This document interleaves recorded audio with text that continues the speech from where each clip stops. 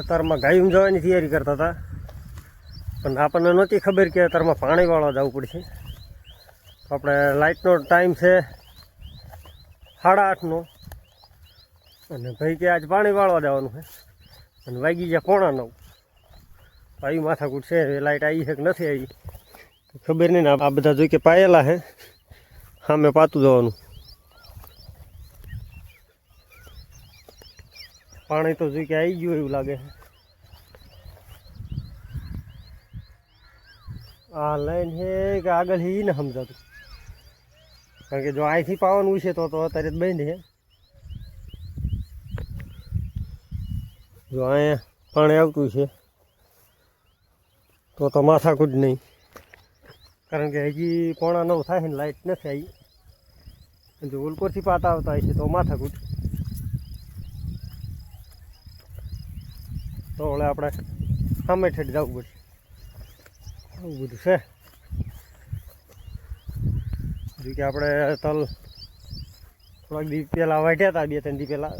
એ બધા જો ઓગલા કરી નાખ્યા, ઠેઠ લઈ ગઈ સામે, ઠેઠ લઈ ગયા. અને જો પાણીનો બાટલો કંઈક આવો લઈને આવવું પડ્યું આજ. લેટ જે કે આવી જાય ને સામે ચાલુ છે. આપણે અહીં વાતું કરવા રહ્યા, મને આપણને એમ લાગતું વિલાકણ આવશે પાણી, પણ ત્યાં નથી ને. અહીં ચાલુ થઈ ગયું.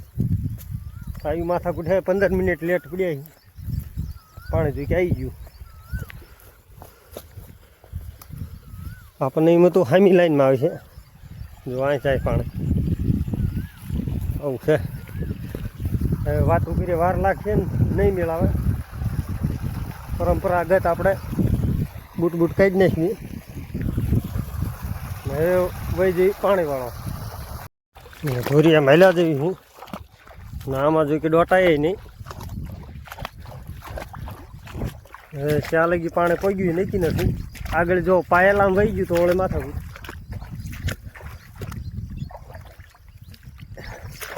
પાંખે ઘડીએ સડાવવો પડે છે. પણ હજી કે ઠેઠ પડી ગયેલું. આવું થાય જો પાણી વાળવા આવી નહીં. એક કામ કંઈ લાઇટ બાઇટ આવી જાય ને પાણી વાળવા આવી તારે થોડીક માથાકૂટ રહે. પણ હજુ ક્યાંયથી આમ હાતું જ જાય છે. હા શરીર પાતા ગયેલા છે કે સમજાતું નથી. અહીંયા જો કે ફૂટી ગયું. અહીંયા પણ ચાલુ છે પાણી જો કે આગળ જાય છે. આપણે હાંધવું પડશે. પાવડો હજી ગોતવાનો. પાવડો બાવડો જો કે ગોતવાનો.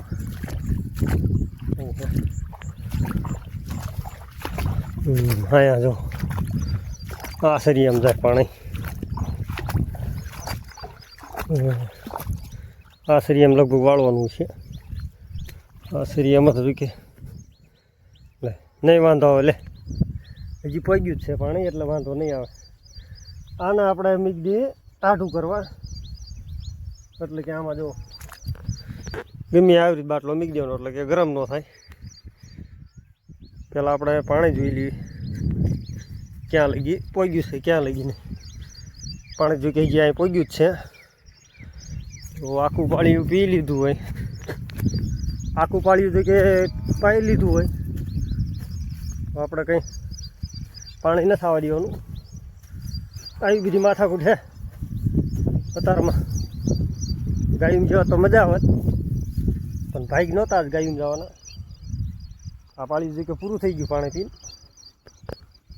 પાણી હેલ્યું હે ને એ બધી માથાકૂટ છે. પડખે વાળી લઈ જોઈએ કે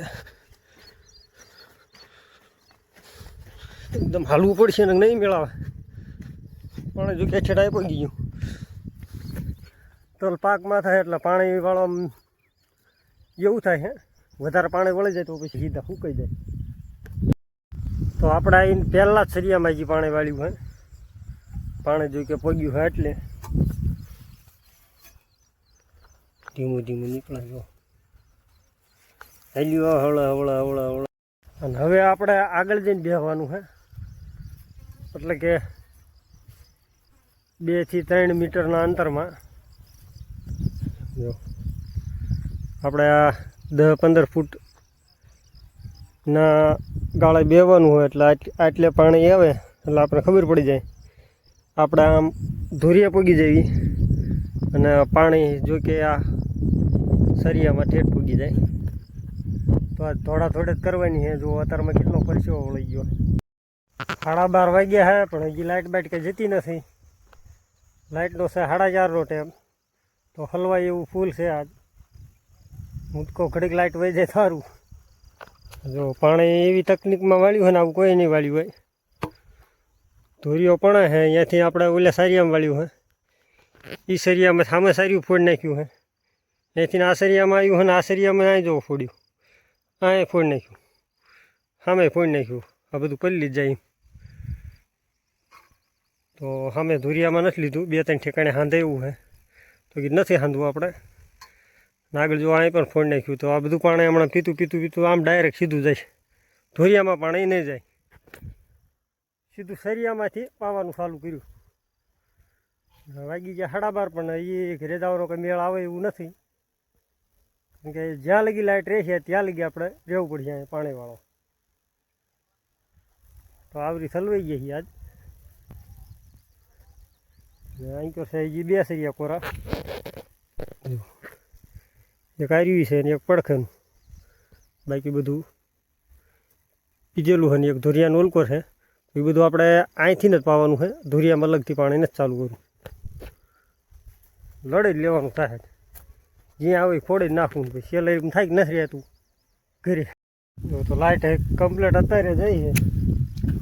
ધોરિયામાં જો કે પાણી બેન થયું છે. હવે લાઇટ જઈ છે પણ હવે મીકી નહીં ઘરે નહીં જઈ ગઈ.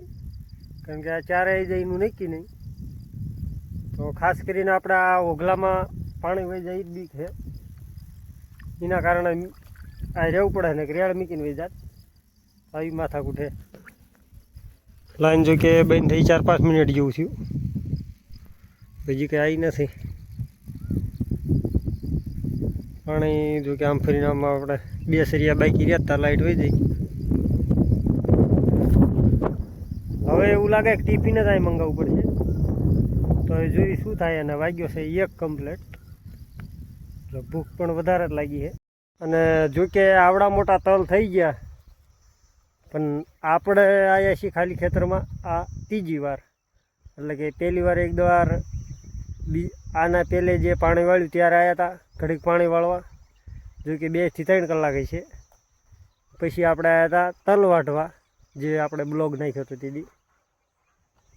બસ ત્યારથી આપણે જો આ ઓઘલા હમા કર્યા. જેટલા વાઢેલા તલ હતા એના ઓઘલા કર્યા ત્યારે આપણે ન થયા. બસ તોય અંતે વારો ચડી ગયો અત્યારે પાણી વાળવામાં. પાણી જો કે આ સરિયામાંથી જો આ બીજા આઢળે પહોંચ્યું હોય. આપણે અહીંથી ડાયરેક્ટ સીધું કનેક્શન કરી નાખ્યું, જેથી ફરીને આપણે ઓલા ધોરીએ પાણી લાવવું ન પડે. તો એના લીધે સીધું રેળ કરી નાખ્યું. અને આંકર જો કે તલ રહે વધારે આમ અમુક વાઢ્યા યોગ્ય છે અને અમુક છે એ કરમાઈ ગયા. તો એમને આપણે પાણી અત્યારે પાણીની જરૂર છે તો એના માટે પાણી વાળવી છે. પછી જો કે બધા એક હારે લાગઠ આપણે વાઢી લઈશું. અમુક જો આ પીળા હાવ પડી ગયા છે, જો કે આમને વાઢવાની ખાસ જરૂર છે. છતાં એ આપણે વાઢ્યા નથી. આમાં કોક છોડવા ક્યાં વાઢવા એવું છે. પાણી હવે કેટલું પગ્યું છે કંઈ ધ્યાન કરી નથી. આપણે તો ધ્યાન કરી લઈ, લગભગ તો પગી ગયું છે એવું લાગે છે. આ સરિયામાં આપણે ઝાઝું પાણી નથી, ભરાવ નથી થવા દેવાનો પાણીનો.